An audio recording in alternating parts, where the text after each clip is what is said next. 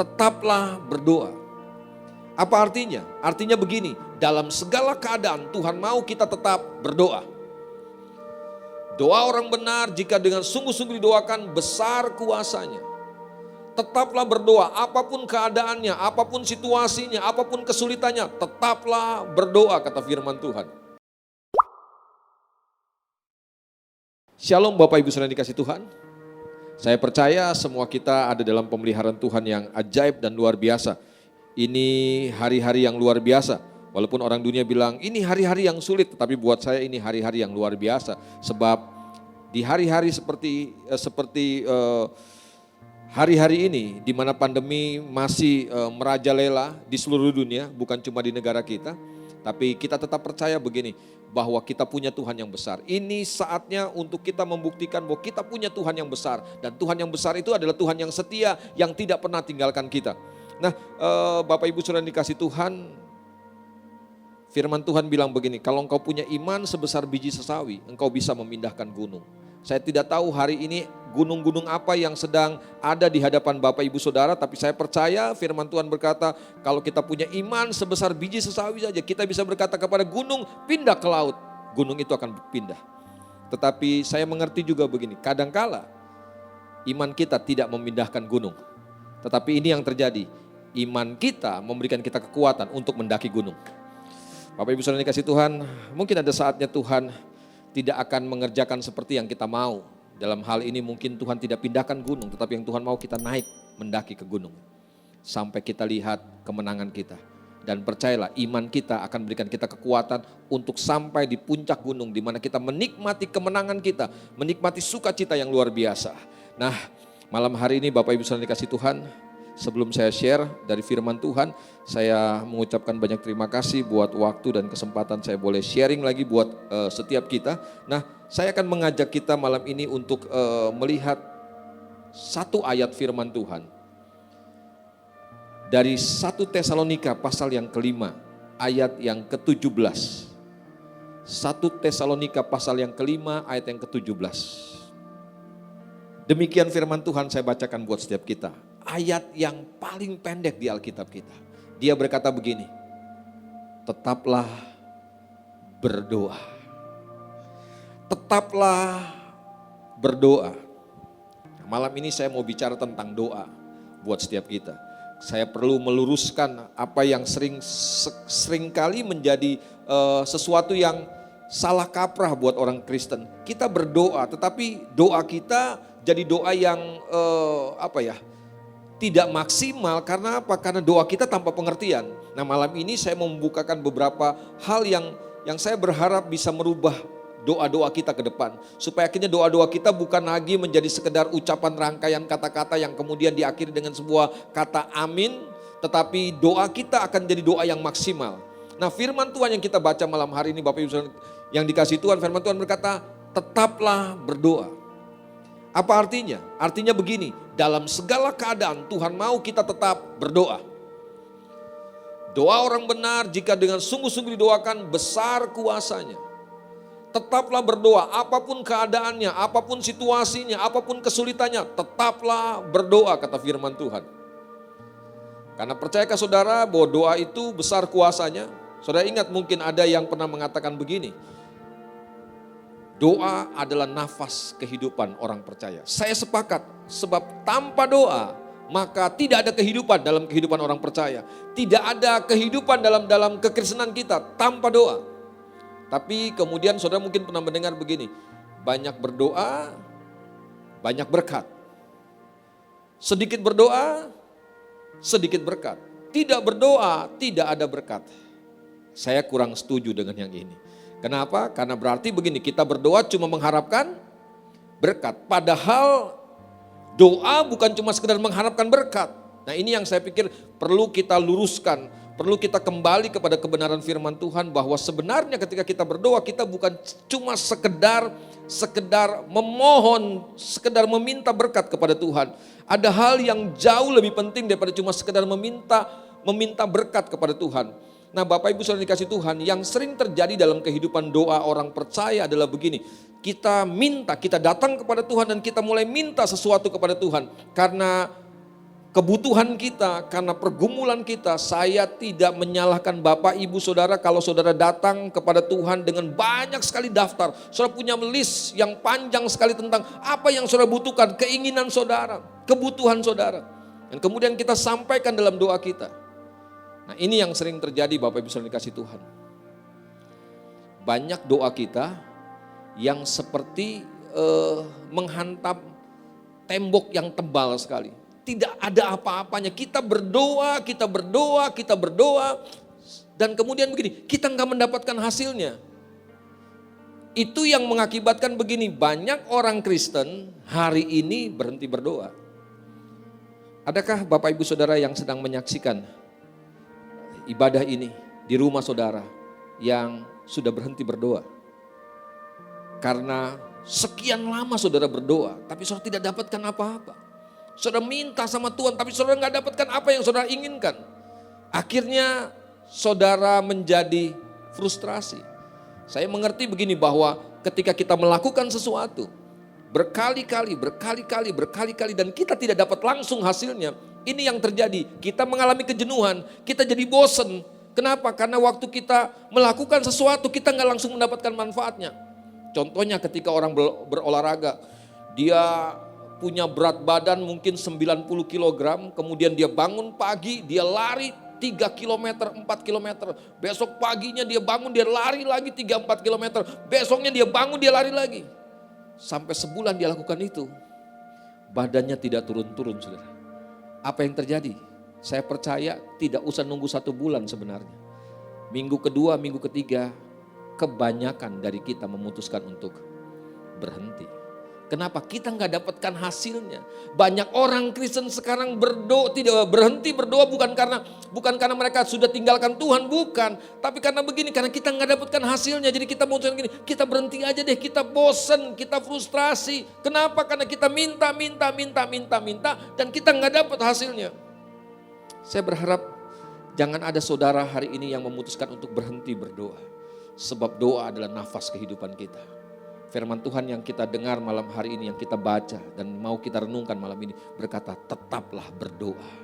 Apapun keadaannya, entah engkau dapat atau engkau gak dapat, firman Tuhan mau bilang tetaplah berdoa, teruslah berdoa.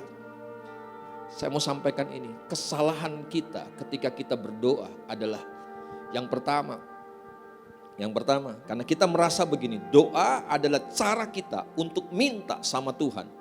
Walaupun saya mengerti firman Tuhan berkata begini, mintalah maka kepadamu akan diberi.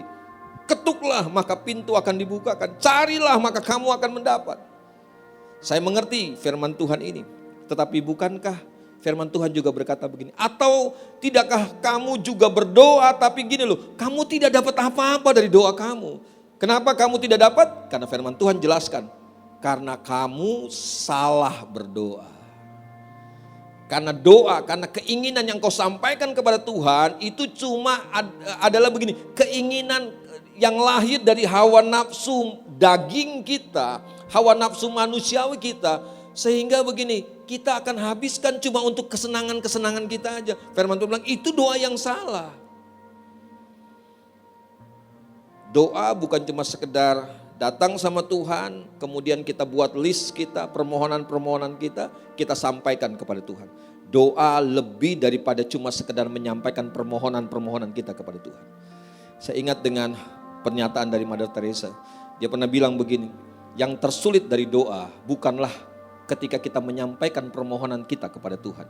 Sekali lagi, yang tersulit dari doa bukanlah menyampaikan segala keinginan kita kepada Tuhan. Tetapi yang paling sulit dari doa itu adalah begini, mendengar apa yang Tuhan mau lakukan buat setiap kita. Dengan lain perkataan begini, yang paling sulit dari doa itu adalah begini, doa harusnya membuat kita mendengar apa yang menjadi kehendak Tuhan. Supaya jangan sampai kita mengalami pengalaman seperti Yakobus tadi bilang, atau tidakkah kamu berdoa juga tapi kamu gak dapat apa-apa. Karena kamu salah berdoa.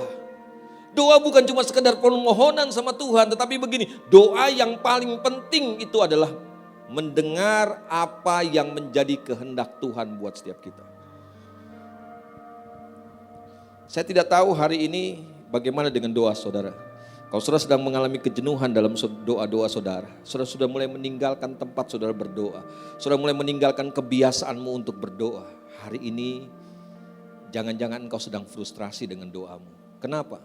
Karena engkau sudah menyampaikan permohonanmu kepada Tuhan beberapa waktu lamanya dan Tuhan tidak lakukan apa-apa. Dan kau berpikir apa gunanya saya berdoa? Hari ini saudara yang dikasih Tuhan, doa masih tetap berguna buat setiap kita. Walaupun kita belum mendapatkan hasil seperti yang kita harapkan, seperti yang kita inginkan. Tapi saya mau bilang ini, doa masih besar manfaatnya buat setiap kita. Karena lewat doa kita bukan cuma menyampaikan permohonan kita kepada Tuhan. Kita bukan cuma sekedar menyampaikan keinginan-keinginan kita, kebutuhan-kebutuhan kita sama Tuhan. Tetapi ini yang paling penting, doa itu adalah bagaimana kita mendengar kehendak Tuhan buat setiap kita. Saudara ingat pengalaman Paulus dalam 2 Korintus pasal yang ke-12. Paulus bilang karena sebuah pengalaman yang hebat tentang sebuah penglihatan, di mana dia melihat kemuliaan Tuhan yang hebat luar biasa. Dan kemudian Paulus mengalami ini yang dia bilang, supaya aku tidak menjadi sombong, kata firman Tuhan dalam 2 Korintus pasal yang ke-12. Kemudian Tuhan menggocoh aku. Tuhan mengizinkan ada utusan iblis yang menggocoh aku. Paulus bilang dia ngalamin yang namanya ini, duri dalam daging. Paulus mengalami duri dalam daging. Ada banyak hamba Tuhan, ada banyak penafsir Alkitab mengatakan tentang duri dalam daging ini. Ada yang mengatakan rumah tangganya, ada yang mengatakan penyakitnya, dan lain sebagainya. Tapi buat saya itu gak terlalu penting. Tetapi yang jelas begini, firman Tuhan bilang duri dalam daging Paulus ini menggocok dia.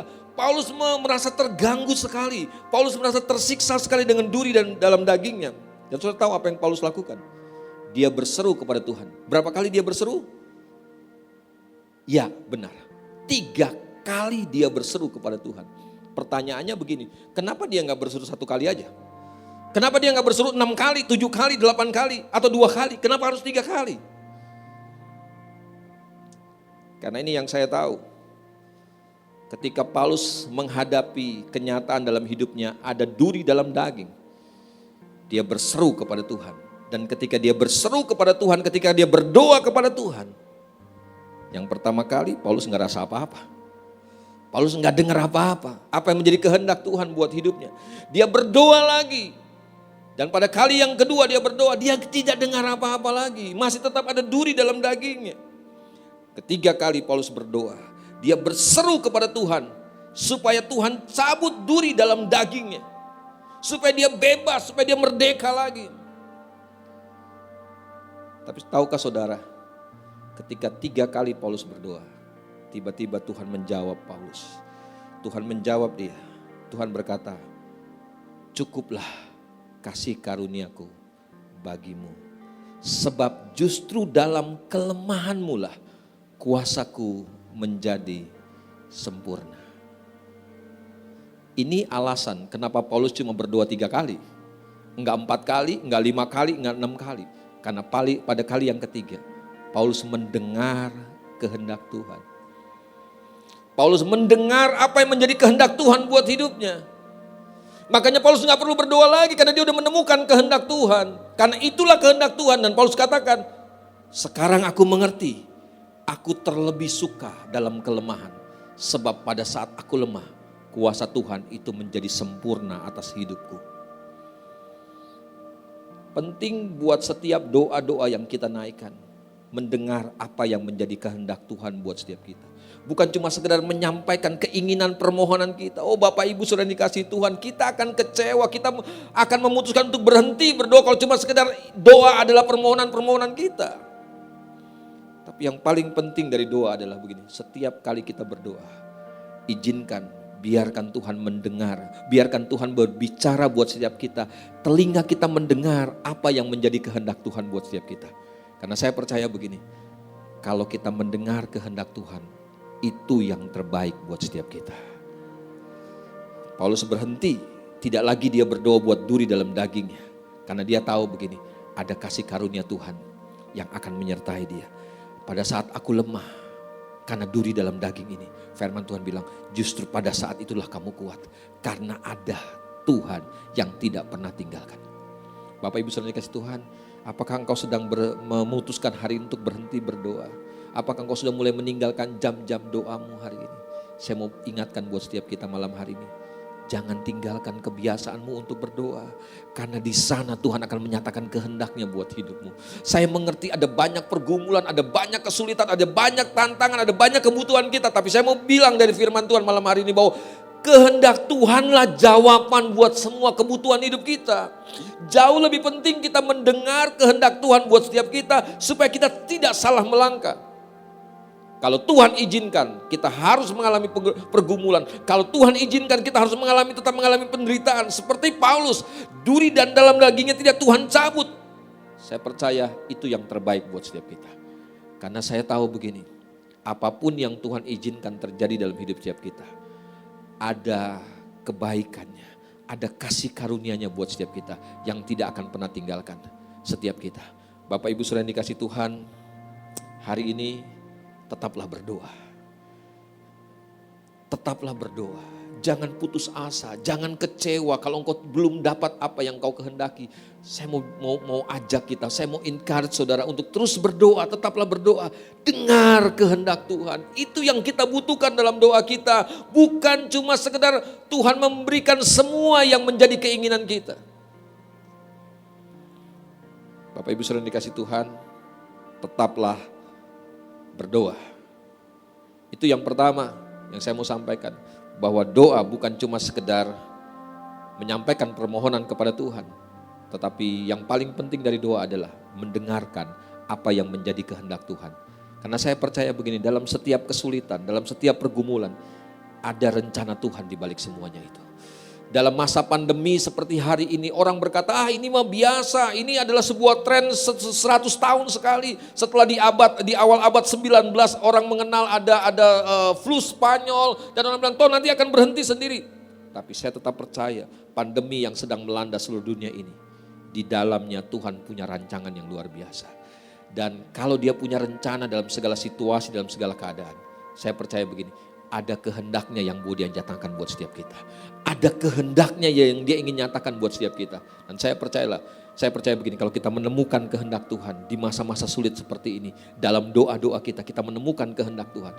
Saya percaya begini, ada kekuatan Tuhan, ada sukacita Tuhan yang membuat kita begini, tetap bergairah, tetap bersemangat, tetap bersukacita. Walaupun masa-masa ini adalah masa-masa yang sulit. Sekali lagi, tetaplah berdoa.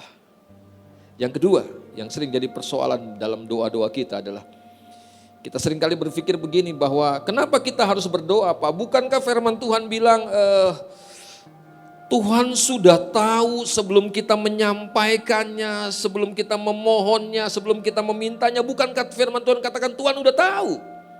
Tuhan kenal hati kita, Tuhan kenal pikiran kita, Tuhan udah tahu semuanya. Jadi ngapain lagi kita berdoa? Udah gak usah berdoa, Tuhan tahu segalanya. Saya percaya, saya sepakat dengan saudara, Tuhan sudah tahu segala sesuatu.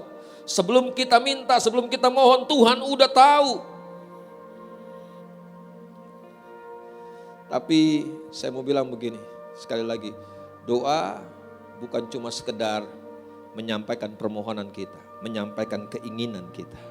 Kalau permohonan saudara, keinginan saudara, Tuhan sudah tahu semuanya.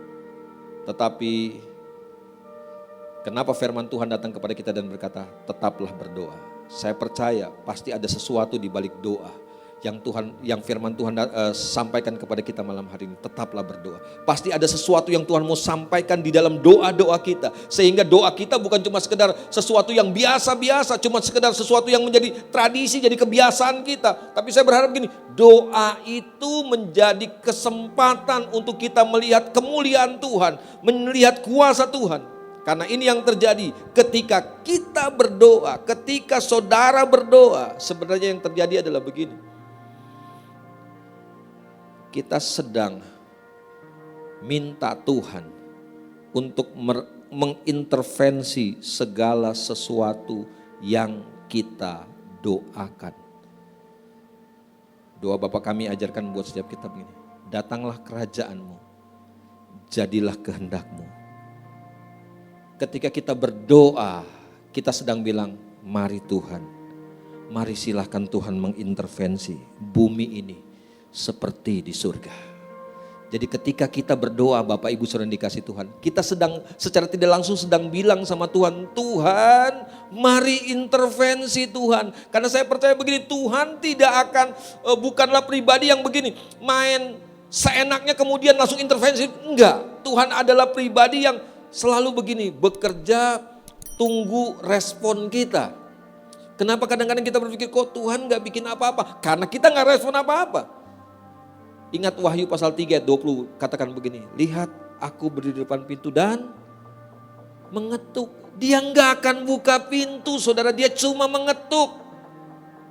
Alkitab bilang siapa yang mendengar dan membuka pintunya, mengizinkan Tuhan masuk, mengizinkan Tuhan mengintervensi hidupnya. Alkitab bilang Tuhan akan masuk, makan bersama-sama dengan dia. Jadi doa bukan cuma sekedar permohonan sama Tuhan. Doa itu artinya begini, kita mengizinkan Tuhan mengintervensi kehidupan kita.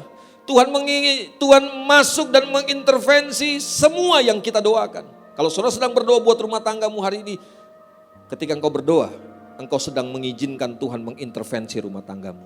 Ketika engkau berdoa buat bisnismu, engkau secara tidak langsung sedang berkata kepada Tuhan, Tuhan mari masuk, mari Tuhan intervensi bisnisku. Tuhan yang menjadi pemilik atas bisnis ini. Kalau engkau sedang berdoa buat pergumulan ekonomimu hari ini, engkau kehilangan pekerjaan, engkau sedang bicara sama Tuhan, Tuhan mari intervensi hidupku.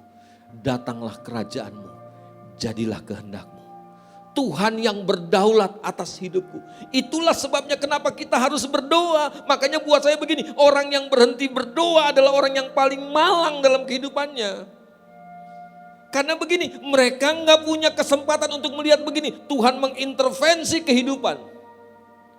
Tuhan mengintervensi kehidupannya dan saudara tahu ketika Tuhan mengintervensi kehidupan kita, dia datang dengan segala kuasa, dengan segala kemuliaannya. Artinya begini, ketika kita berdoa, kita mohon, kita minta Tuhan mengintervensi kehidupannya. Dan kalau dia mengintervensi kehidupan kita, dia akan mengintervensi kehidupan kita. Dia akan mengatur kehidupan kita. Dia akan campur tangan dalam seluruh kehidupan kita dengan segala kuasa dan kemuliaannya. Jadi artinya begini, kalau saudara berhenti berdoa, saudara yang bodoh sekali, saudara tidak punya kesempatan lagi untuk melihat tangan Tuhan, kuasa Tuhan, kemuliaan Tuhan dinyatakan atas hidup saudara. Sebab sekali lagi ketika kita berdoa, itu adalah kesempatan untuk kita melihat begini, Tuhan mengintervensi kehidupan kita, Tuhan mengintervensi segala pergumulan kita, segala masalah kita. Makanya saya nggak heran Paulus dalam ayat firman Tuhan yang kita baca malam hari ini berkata, tetaplah berdoa. Sebab ketika kita berdoa, kita sedang buka pintu kita sedang buka hati kita sedang buka pintu kehidupan kita dan bilang, Tuhan mari mengintervensi kehidupan. Tuhan tahu segala permohonan kita, Tuhan tahu segala kebutuhan kita, tapi Dia tidak akan pernah mengintervensi kehidupan kita sebelum kita mengundang Dia untuk masuk dan mengintervensi kehidupan kita. Hari ini apa yang menjadi pergumulan Bapak Ibu Saudara dikasih Tuhan? Apa yang menjadi kesulitanmu hari ini? Saya percaya begini, ketika engkau berdoa buat pergumulanmu, engkau berdoa buat masalahmu, engkau berdoa buat rumah tanggamu, engkau berdoa buat bisnismu, buat pelayananmu, buat studimu, buat apa yang sedang kau hadapi hari ini, saya percaya engkau akan lihat kemuliaan dan kuasa Tuhan akan dinyatakan buat hidupmu. Tetaplah berdoa. Saya percaya doa orang benar akan besar kuasanya kalau doa disertai dengan pengertian. Hari ini kalau ada Bapak Ibu Saudara yang sedang mengalami kekecewaan, saudara sedang berpikir, saya berhenti berdoa, saya gak mau berdoa lagi. Untuk apa saya berdoa? Saya mau ingatkan buat Bapak Ibu Saudara, yuk mari tetap berdoa, tetaplah berdoa, tetaplah berdoa. Karena ketika kita berdoa, ada kehendak Tuhan yang akan dinyatakan buat setiap kita. Kehendak Tuhan itu adalah jawaban buat segala pergumulan kita. Dan ketika kita berdoa, percayalah, Tuhan akan intervensi kehidupanmu. Sebab doa merupakan cara terbaik buat kita untuk buka kehidupan kita. Dan biarkan Tuhan, undang Tuhan masuk dan mengintervensi kehidupan kita. Kalau Dia intervensi kehidupan kita, Dia akan intervensi kehidupan kita dengan kuasa dan kemuliaannya.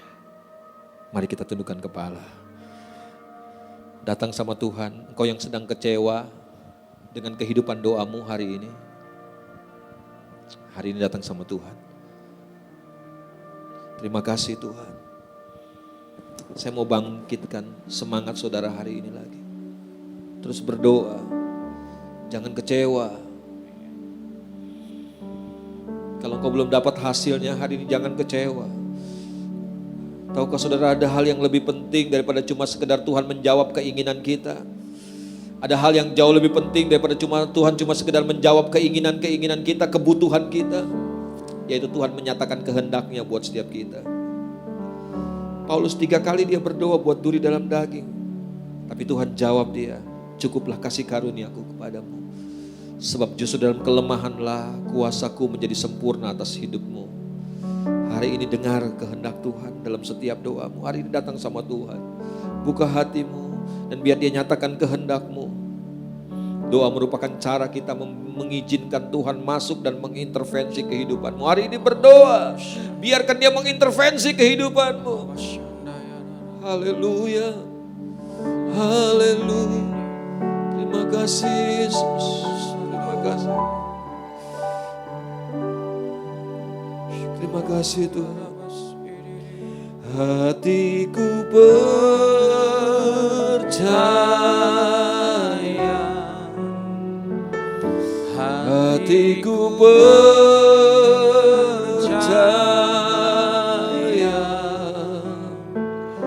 hatiku percaya,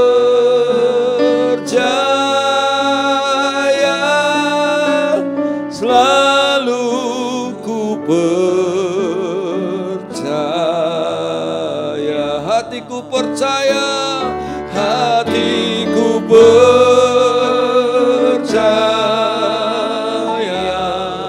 Tetaplah berdoa, tetaplah percaya.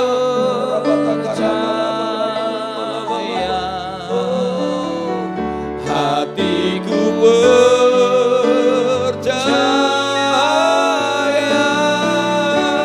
selalu ku percaya. Sekali lagi angkat hatimu sama Tuhan. Hatiku percaya, hatiku percaya. Jangan kecewa, jangan berhenti berdoa. Kita akan mengalami kerugian, kita akan mengalami kekeringan, kita akan mengalami kematian secara rohani. Jaya selalu ku percaya. Jangan berhenti berdoa. Supaya kau tidak kehilangan kesempatan untuk lihat kemuliaan dan kuasa Tuhan dinyatakan atas hidupmu. Percayalah, pergumulan kesulitanmu adalah kesempatan untuk Tuhan nyatakan kuasanya. Asal engkau biarkan dia mengintervensi kehidupanmu.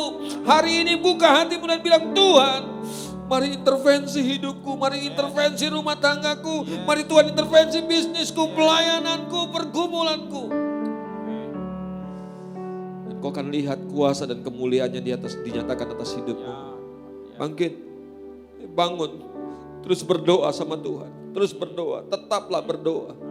Bapakku berdoa, kalau ada 1-2 di antara kami malam ini Tuhan yang sedang mengalami kelemahan, kami kecewa dengan doa-doa kami, sehingga kami memutuskan untuk meninggalkan saat-saat doa kami Tuhan. Jam-jam terbaik untuk kami mendengar kehendak-Mu, melihat kemuliaan-Mu dinyatakan. Kami tinggalkan semuanya itu hari ini. Setelah kami dengar firman-Mu Tuhan, kami ingin tetap berdoa, kami ingin terus berdoa. Apapun yang terjadi, kami akan terus berdoa. Sampai kami dengar kehendak-Mu buat setiap kami. Sampai kami lihat kemuliaan dan kuasa-Mu dinyatakan atas setiap kami. Karena kami tahu doa orang benar, jika dengan sungguh-sungguh didoakan, besar kuasanya. Hamba berhenti bicara karena hamba terbatas. Tapi hamba percaya bahwa firman yang keluar dari mulut Allah tidak akan pernah kembali dengan sia-sia. Kami mengucap syukur buat firman-Mu. Di dalam nama Yesus Kristus Tuhan, kita yang percaya berkata, amin. Tetaplah berdoa. Tuhan memberkati.